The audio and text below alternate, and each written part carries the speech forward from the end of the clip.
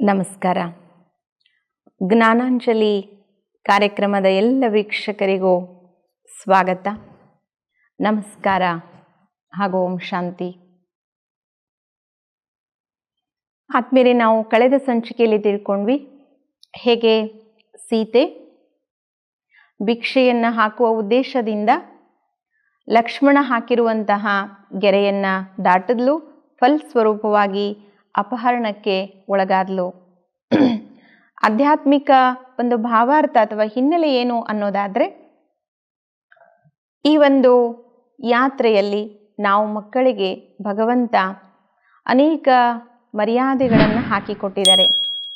So ಭಗವಂತ ಹೇಳ್ತಾರೆ, ಮಕ್ಕಳೇ, ಯಾವುದೇ ಸಂದರ್ಭದಲ್ಲಿಯೂ ಕೂಡ ನೀವು ಈ ಮರ್ಯಾದೆಗಳನ್ನು ದಾಟಬಾರ್ದು, ಈ ಗೆರೆಗಳನ್ನು ನೀವು ದಾಟಬಾರ್ದು.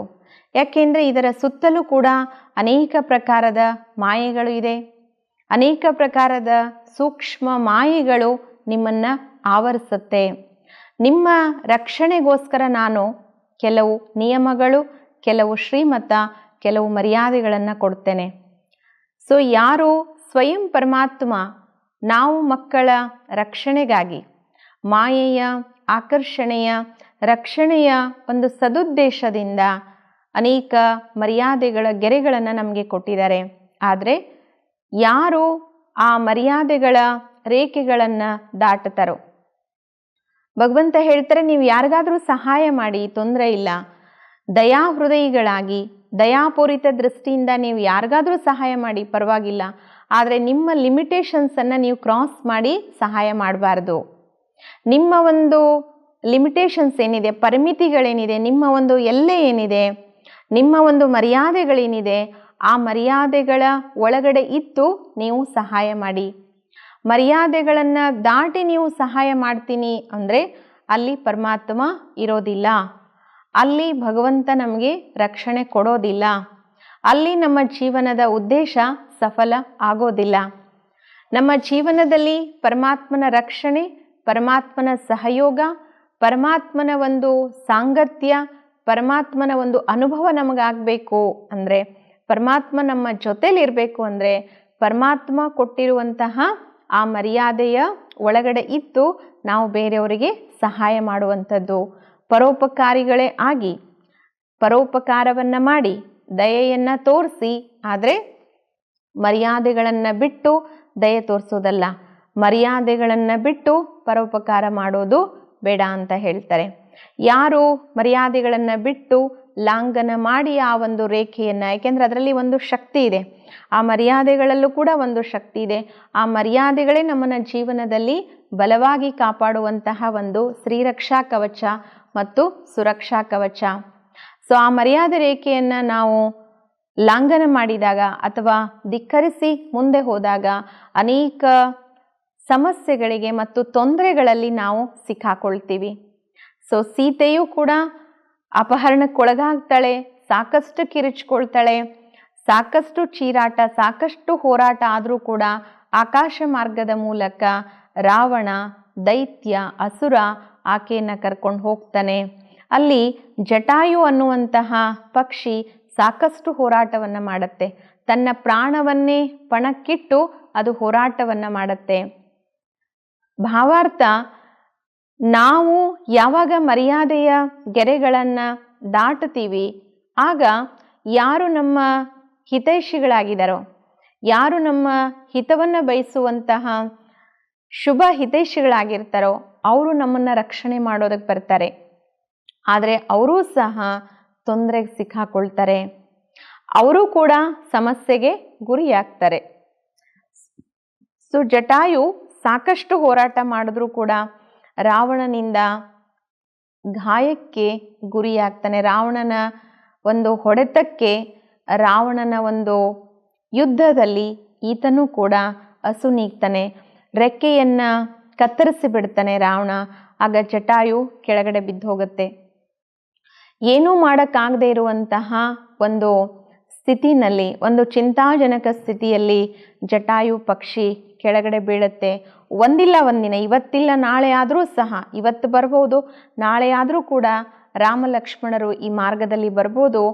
ಆಗ ಅವರಿಗೆ ನಾನು ಈ ಸತ್ಯ ವೃತ್ತಾಂತವನ್ನು ಹೇಳಿ ನನ್ನ ಪ್ರಾಣವನ್ನು ಬಿಡಬೇಕು ಅಂತ ಸತ್ಯತೆಗೋಸ್ಕರ ಅವರ ಬರುವಿಕೆಗಾಗಿ ಅವರ ದಾರಿಯನ್ನೇ ಕಾಯುತ್ತಾ ತನ್ನ ಪ್ರಾಣವನ್ನು ಹಿಡಿದು ಕೂತ್ಕೊಂಡಿರುತ್ತೆ ಜಟಾಯು. ಸೊ ಆ ಮಾರ್ಗದಲ್ಲಿ ಬಂದಿರುವಂತಹ ರಾಮ ಲಕ್ಷ್ಮಣರಿಗೆ ಎಲ್ಲ ಒಂದು ವೃತ್ತಾಂತವನ್ನು ಸವಿಸ್ತಾರವಾಗಿ ಹೇಳಿ ತನ್ನ ಪ್ರಾಣದ ಪಕ್ಷಿ ಹಾರಿ ಹೋಯಿತು. ಆಗ ಆ ಜಟಾಯುವಿಗೂ ಸಹ ಅತ್ಯಂತ ವಿಧಿವತ್ತಾಗಿರುವಂತಹ ಒಂದು ಅಗ್ನಿ ಸಂಸ್ಕಾರವನ್ನು ಮಾಡಿ ಸೀತಾಶೋಧದ ಕಾರ್ಯವನ್ನು ಆರಂಭ ಮಾಡ್ತಾರೆ.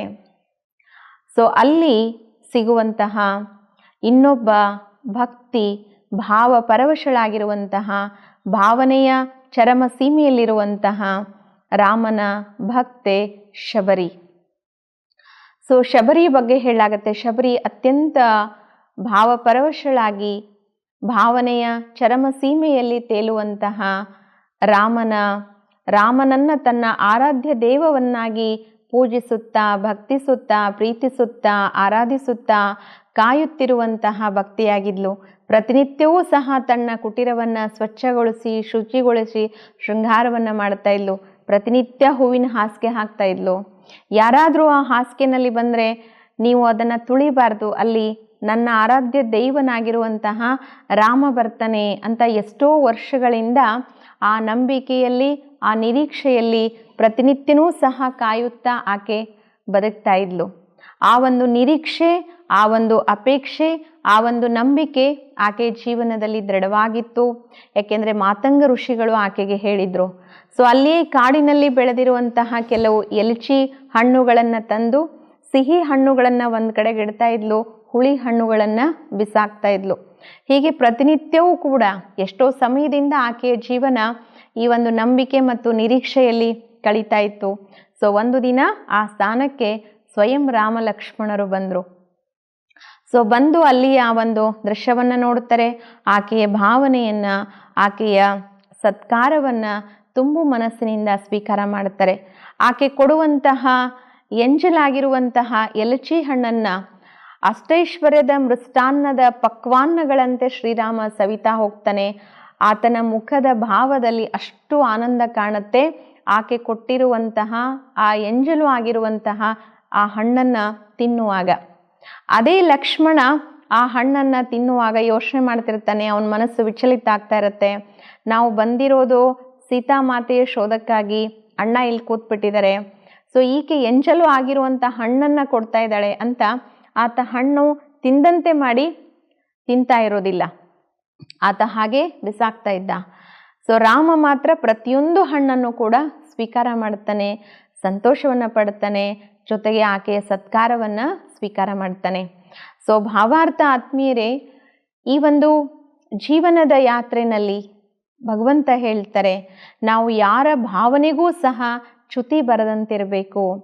ಭಾವನೆ ಅತ್ಯಂತ ದೊಡ್ಡದಾಗಿರುವಂತಹ ಹೃದಯ ಶ್ರೀಮಂತಿಕೆ. ಅದು ಪರಮಾತ್ಮನಿಗೂ ಸಹ ಬೇಕಾಗಿರುವಂಥದ್ದು ನಮ್ಮ ನಿರ್ಮಲ ಮನಸ್ಸಿನ ಶುದ್ಧ ಶ್ರೇಷ್ಠ ಭಾವನೆಗಳು. ಆ ಭಾವನೆಗಳನ್ನು ಭಗವಂತನೂ ಕೂಡ ಸ್ವೀಕರಿಸ್ತಾನೆ, ಸತ್ಕರಿಸ್ತಾನೆ ಮತ್ತು ಭಾವನೆಗೆ ತಕ್ಕುದಾಗಿರುವಂತಹ ಫಲವನ್ನು ಕೊಡ್ತಾನೆ, ಲೆಕ್ಕವನ್ನು ಕೊಡ್ತಾನೆ, ಬಾಡಿಗೆಯನ್ನು ಕೊಡ್ತಾನೆ. ಭಗವಂತ ಯಾವತ್ತೂ ಕೂಡ ನಮ್ಮ ಭಾವನೆಯನ್ನು ಧಿಕ್ಕರಿಸೋದಿಲ್ಲ ಮತ್ತು ಭಾವನೆಗಳಿಗೆ ಆಘಾತ ಬರುವಂಥ ರೀತಿಯಲ್ಲಿ ಭಗವಂತನೂ ಕೂಡ ನಡ್ಕೊಳ್ಳೋದಿಲ್ಲ. ಯಜ್ಞದ ಹಾದಿಯಲ್ಲಿ ಅನೇಕ ಕೆಳಮಟ್ಟದ ಅಂದರೆ ಆದಿವಾಸಿಯ ಸಮಾನ ಆಗಿರುವಂಥ ಆದಿವಾಸಿ ಹೆಣ್ಣು ಮಕ್ಕಳು ಯಾರು ಯಜ್ಞದಲ್ಲಿ ಬರ್ತಾ ಇದ್ರು, ಅಂತಹ ಮಹಿಳೆಯರು ಕೊಟ್ಟಿರುವಂತಹ ಅನೇಕ ಪದಾರ್ಥಗಳನ್ನು, ಹಣ್ಣುಗಳನ್ನು ಬಾಬಾ ಸ್ವೀಕಾರ ಮಾಡ್ತಾ ಇದ್ರು, ದೃಷ್ಟಿ ಕೊಡ್ತಾ ಇದ್ರು. ಬಾಬಾ ಅದರಲ್ಲಿ ಶಕ್ತಿ ತುಂಬ್ತಾ ಇದ್ರು. ಬಾಬಾ ಯಾವತ್ತೂ ಕೂಡ ಅವರ ಗೌರವವನ್ನು ತಿರಸ್ಕರಿಸ್ತಿರ್ಲಿಲ್ಲ. ಜೊತೆಗೆ ಯಾವುದು ಓಂ ಶಾಂತಿ ಭವನದ ಒಂದು ನಿರ್ಮಾಣ ಕಾರ್ಯ ಆಯಿತು, ದಾದಿ ಪ್ರಕಾಶ್ ಮಣಿಜಿಯವರು ಅನೌನ್ಸ್ ಮಾಡ್ತಾರೆ, ಪ್ರತಿಯೊಂದು ಬ್ರಾಹ್ಮಣ ಆತ್ಮ ಈ ಒಂದು ಮಹಾನ್ ಭವನದ ನಿರ್ಮಾಣದ ಕಾರ್ಯಕ್ಕೆ ಪ್ರತಿನಿತ್ಯ 25 ಪೈಸೆಗಳನ್ನು ಹಾಕಬೇಕು. ಈ ಒಂದು ಘೋಷಣೆಯನ್ನು, ಅನೌನ್ಸ್ಮೆಂಟನ್ನು ತಿಳ್ಕೊಂಡಿರುವಂತಹ ಒಬ್ಬ ಸಾಮಾನ್ಯ ಕೂಲಿ ಕೆಲಸ ಮಾಡುವಂತಹ ಒಬ್ಬ ಸಾಮಾನ್ಯ ಮಹಿಳೆ ಪ್ರತಿನಿತ್ಯ 25 ಪೈಸೆಯಂತೆ ಕೂಡಿಟ್ಟು ತನ್ನ ಶಿಕ್ಷಕಿ ಸಹೋದರಿಯರಿ ಯಾರು ಸೆಂಟರ್ ಟೀಚರ್ ಇದ್ರೋ ಅವರು ಮಧುಬನಕ್ಕೆ ಬರುವ ಸಮಯದಲ್ಲಿ ಇಷ್ಟು ಹಣವನ್ನು ಭಾರ ಆಗತ್ತೆ, ಸೊ ಶಿಕ್ಷಕಿ ಸಹೋದರಿ ಹೇಗೆ ತೊಗೊಂಡು ಹೋಗ್ತಾರೆ ಅಂತ ಹೇಳಿ ಆ ಹಣ ಕೊಟ್ಟು ಸೊ ಒಂದು ಚಿನ್ನದ ಉಂಗುರವನ್ನು, ಚಿಕ್ಕದಾದಂತಹ ಒಂದು ಚಿನ್ನದ ಉಂಗುರವನ್ನು ಮಾಡಿಸಿ ಸೊ ನಿಮಿತ್ತ ಶಿಕ್ಷಕಿ ಕೈನಲ್ಲಿ ಕೊಟ್ಟು ಹೇಳ್ತಾರೆ, ಅಕ್ಕ ಅವರೇ, ನಾನು ಮಧುಬನ್ಗೆ ಬರೋಕ್ಕಾಗಲ್ಲ, ಏಕೆಂದರೆ ನನ್ನ ಬಳಿ ಅಷ್ಟೊಂದು ಶಕ್ತಿ ಇಲ್ಲ, ನಾನು ಒಬ್ಬಳು ಬಡವಿ. ಅದರಿಂದ ನಾನು ನನ್ನ ದಾದೀಜಿಯವರ ಆದೇಶದಂತೆ ಪ್ರತಿನಿತ್ಯ 25 ಪೈಸೆ ಸೇರಿಸಿಟ್ಬಿಟ್ಟು ಈ ಒಂದು ಉಡುಗೊರೆ ಕೊಡ್ತಾ ಇದ್ದೀನಿ. ಸೊ ದಾದೀಜಿಯವ್ರಿಗೆ ಹೇಳಿ ಇದನ್ನು ದಯವಿಟ್ಟು ನನ್ನ ಹೆಸರಿನಲ್ಲಿ ಒಂದು ಇಟ್ಟಿಗೆಯನ್ನು ಓಂ ಶಾಂತಿ ಭವನದ ನಿರ್ಮಾಣ ಕಾರ್ಯದಲ್ಲಿ, ಕಟ್ಟಡ ಕಾರ್ಯದಲ್ಲಿ ತೊಡಗಿಸ್ಬೇಕು, ನನ್ನ ಹೆಸರಿನಲ್ಲಿ ಒಂದು ಇಟ್ಟಿಗೆ ಕೊಡಬೇಕು ಅಂತ ಹೇಳಿದ್ರು. ಸೊ ದಾದೀಜಿಗೆ ಈ ವಿಚಾರ ತಿಳಿಸಲಾಯಿತು. ದಾದೀಜಿ ತುಂಬ ಸಂತೋಷಪಟ್ಟರು. ಆ ಮಾತೆಯರ ಬಗ್ಗೆನೂ ಕೂಡ ಸಾಕಷ್ಟು ಆ ಮಾತೆಯನ್ನು ಕ್ಲಾಸ್ನಲ್ಲಿ ವರ್ಣನೆ ಮಾಡಿದ್ರು, ಹೇಳಿದ್ರು, ಅವ್ರು ಕೊಟ್ಟಿರುವಂಥ ಗಿಫ್ಟನ್ನು ಕೂಡ ತೋರಿಸಿದ್ರು. ಸೊ ತಾತ್ಪರ್ಯ, ಜೀವನದಲ್ಲಿ ಭಾವನೆಗಳು ಬಹಳ ಮುಖ್ಯ. ಭಾವನೆಗಳಿಗೆ ಯಾವತ್ತೂ ಕೂಡ ನಾವು ಧಿಕ್ಕರಿಸಬಾರ್ದು, ಧಕ್ಕೆ ತರಿಸಬಾರ್ದು. ಯಾರು ಲಕ್ಷ್ಮಣ ಆ ಎಲಚಿ ಹಣ್ಣನ್ನು ತಿನ್ನದೆ ಹಾಗೆ ಬಿಸಾಕ್ತಾ ಇದ್ರು, ನಂತರ ರಾಮ ಮತ್ತು ರಾವಣನ ಘನಘೋರ ಯುದ್ಧ ಸಮಯದಲ್ಲಿ ಲಕ್ಷ್ಮಣ ಮೂರ್ಛಿತನಾಗ್ತಾನೆ. ಆ ಸಂದರ್ಭದಲ್ಲಿ ಮೂರ್ಛಿತನಾದ ಲಕ್ಷ್ಮಣನಿಗೆ ಔಷಧಿ ಬೇಕಾಯಿತು. ಆಗ ಇದೇ ಒಂದು ಎಲಚಿ ಮರದ ಚಕ್ಕೆಯನ್ನು ತಂದು ಔಷಧಿ ರೂಪದಲ್ಲಿ ಆತನಿಗೆ ಲೇಪನ ಮಾಡಿದಾಗ ಆತನ ಪ್ರಜ್ಞೆ ವಾಪಸ್ ಬಂತು. ಆತ ಮೂರ್ಛಿತನಾಗಿರುವಂಥವನು ಸೂರ್ಛಿತನಾದ ಅಂತ ನಾವು ಕೇಳ್ತೀವಿ. ಸೊ ಹೀಗೆ ಆತ್ಮೀಯರೇ, ಜೀವನದಲ್ಲಿ ಭಾವನೆಗಳು ಬಹಳ ಮುಖ್ಯ. ನಂತರ ಶ್ರೀರಾಮ ಈ ಎಲ್ಲ ಭಾವನೆಗಳನ್ನು ಸ್ವೀಕಾರ ಮಾಡಿ ಆ ಭಕ್ತಿಯ ಭಾವನೆಯ ಫಲವನ್ನು ಕೊಟ್ಟು ಮುಂದಿನ ಮಾರ್ಗದರ್ಶನ ಏನು ಅಂತ ಕೇಳ್ತಾನೆ. ಸೊ ಭಗವಂತ ಹೇಳ್ತಾರೆ, ಎಷ್ಟೋ ಬಾರಿ ಜೀವನದ ಸಮಸ್ಯೆಗಳಲ್ಲಿ ಜಟಿಲತೆಗಳನ್ನು, ಕ್ಲಿಷ್ಟ ಸಮಸ್ಯೆಗಳನ್ನು ಬಡ ಮಕ್ಕಳು ಪಾರು ಮಾಡ್ತಾರೆ. ಬಡ ಮಕ್ಕಳು ಸಮಸ್ಯೆಗೆ ಸಮಾಧಾನ ಮಾಡ್ತಾರೆ. ಬಡ ಮಕ್ಕಳು ಎಷ್ಟೋ ಸಮಸ್ಯೆಗಳಿಗೆ ಸರಿಯಾದ ಮಾರ್ಗದರ್ಶನವನ್ನು ಮಾಡ್ತಾರೆ ಅಂತ. ಹಾಗೆ ಅಲ್ಲಿಯೂ ಕೂಡ ಶಬರಿಗೆ ಮಾರ್ಗದರ್ಶನ ಏನು ಅಂತ ಕೇಳಿದಾಗ ಆಕೆ ಹೇಳ್ತಾಳೆ, ಋಷ್ಮುಕ್ ಪರ್ವತ ಏನಿದೆ, ಆ ಋಷ್ಮುಕ್ ಪರ್ವತದಲ್ಲಿ ಇನ್ನೊಬ್ಬ ಭಕ್ತ ನಿಮ್ಮ ಬರುವಿಕೆಗಾಗಿ ಕಾಯ್ತಾ ಇದ್ದಾನೆ. ಅದರಿಂದ ತಾವು ಇನ್ನೊಬ್ಬ ಭಕ್ತನಿಗೆ ನಿಮ್ಮ ಒಂದು ದರ್ಶನವನ್ನು ಕೊಡಬೇಕು ಅಂತ ಹೇಳಿ ಪ್ರೇರಣೆ ಕೊಟ್ಟಳು ಮತ್ತು ಮಾರ್ಗದರ್ಶನ ಮಾಡಿದ್ರು. ಸೊ ಶಬರಿಯ ಮಾತನ್ನು ಕೇಳಿ ಋಷ್ಮುಕ್ ಪರ್ವತದ ಕಡೆಗೆ ರಾಮ ಮತ್ತು ಲಕ್ಷ್ಮಣರ ಒಂದು ಪಯಣ ಮುಂದುವರಿಯಿತು. ಸೊ ಅಲ್ಲಿ ಹನುಮಂತನ ಭೇಟಿಯಾಯಿತು. ಹನುಮಂತನಿಗೆ ಶ್ರೀರಾಮನ ದರ್ಶನ ಆಯಿತು. ಶ್ರೀರಾಮನಿಗೆ ತನ್ನ ಅನನ್ಯ ಭಕ್ತನು, ಅನನ್ಯ ಸೇವಕನು ಹಾಗೂ ಅತ್ಯಂತ ಆಪ್ತ ಶಿಷ್ಯನೂ ಆಗಿರುವಂತಹ ಹನುಮಂತನ ಮಿಲನ ಆಯಿತು. ಹೇಳಲಾಗತ್ತೆ, ಭಗವಂತ ಸದಾ ಮುರಳಿನಲ್ಲಿ, ಜ್ಞಾನ ಮುರಳಿನಲ್ಲಿ ಹೇಳ್ತಾರೆ, ಹನುಮಂತ ಅಂದರೆ ಯಾರು ಅಭಿಮಾನವನ್ನು ಮತ್ತು ಅನುಮಾನವನ್ನು ಜೀವನದಲ್ಲಿ ಹನನ ಮಾಡಿರ್ತಾರೋ ಅವರೇ ಹನುಮಂತ ಅಂತ ಹೇಳ್ತಾರೆ. ಅಭಿಮಾನ ಮತ್ತು ಅನುಮಾನವನ್ನು ಹನನ ಮಾಡಿರುವಂತಹ ವ್ಯಕ್ತಿ, ವಿಶ್ವಾಸಪಾತ್ರ ವ್ಯಕ್ತಿ, ನಂಬಿಕಸ್ಥ ವ್ಯಕ್ತಿ, ಅನನ್ಯ ಸೇವಕ ಮತ್ತು ನಿಷ್ಕಲ್ಮಶವಾಗಿರುವಂತಹ, ನಿಸ್ವಾರ್ಥವಾಗಿರುವಂತಹ ಸೇವಕ ಮತ್ತು ಮಹಾನ್ ಪರಾಕ್ರಮಿಯಾಗಿರುವಂಥವರು. ಸೊ ಯಾರು ಮಹಾನ್ ಪರಾಕ್ರಮಿಯಾಗಿದ್ರು, ದೃಢವಾದ ಭಕ್ತಿಯನ್ನು ಹೊಂದಿದ್ರು, ನಿಸ್ವಾರ್ಥವಾಗಿರುವಂತಹ ಸೇವೆಯನ್ನು ಮಾಡ್ತಿದ್ರು ಮತ್ತು ಪರಾಕ್ರಮಿಯಾಗಿದ್ರು, ಅಂತಹ ಹನುಮನ ಭೇಟಿ, ಹನುಮನ ಮಿಲನ ಶ್ರೀರಾಮನಿಗಾಯಿತು. ಅತ್ಯಂತ ಸಂತೋಷವಾಗಿ ಇಬ್ಬರ ಒಂದು ಮಿಲನ ಆಯಿತು. ಆಗ ಸುಗ್ರೀವನ ಮಿತ್ರನೂ ಆಗಿರುವಂತಹ ಹನುಮಂತ ಎಲ್ಲ ಸವಿಸ್ತಾರವಾಗಿರುವಂತಹ ಸುಗ್ರೀವನ ವೃತ್ತಾಂತವನ್ನು ಶ್ರೀರಾಮನಿಗೆ ಹೇಳ್ತಾನೆ. ಸೊ ರಾಮನಿಗೆ ಅವಶ್ಯಕತೆ ಏನಿದೆ ಅನ್ನುವಂಥದ್ದು ಕೂಡ ಹನುಮಂತನಿಗೆ ಗೊತ್ತಾಯಿತು. ಯಾಕೆಂದರೆ ರಾವಣನಿಗೆ ಬ್ರಹ್ಮನ ಒಂದು ವರ ಇತ್ತು. ಸೊ ರಾವಣನಿಗೆ ಬ್ರಹ್ಮನ ವರ ಏನಿತ್ತು ಅನ್ನುವಂಥದ್ದನ್ನು ಆತ್ಮೀಯರೇ ನಾವು ಮುಂದಿನ ಸಂಚಿಕೆಯಲ್ಲಿ ತಿಳಿದುಕೊಳ್ಳೋಣ. ಸೊ ಇಲ್ಲಿಯವರೆಗೂ ನನ್ನೊಂದಿಗೆ ಇದ್ದು ಈ ಎಲ್ಲ ವಿಚಾರಗಳನ್ನು ತಿಳಿದುಕೊಂಡಿರುವ ನಿಮಗೆ ಅನಂತ ಧನ್ಯವಾದಗಳು. ನಮಸ್ಕಾರ.